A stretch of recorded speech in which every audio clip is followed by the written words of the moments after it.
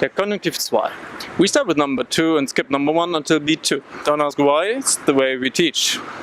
The Konjunktiv 2 is used to be polite or to ask someone for a favor, mainly, or to order things. Yeah, you remember maybe ich hätte gern einen Kaffee from A1. You will learn how to construct this form in another video. For now I would like to introduce you to a very simple way to create the Konjunktiv 2.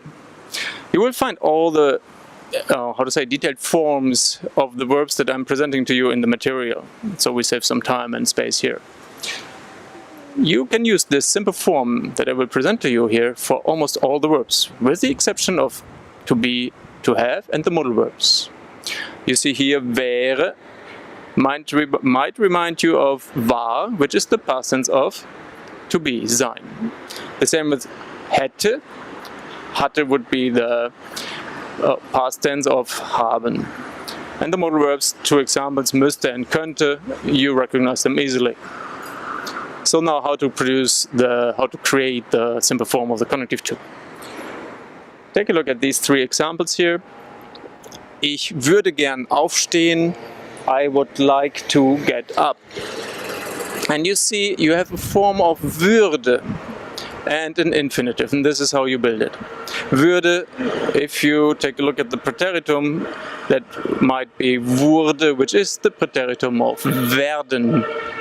If werden is used on its own, it means to become, but if it's used with another verb here, the infinitive, it doesn't mean anything, is not translated. It just tells you this in combination with an infinitive is the Konjunktiv 2, simple form.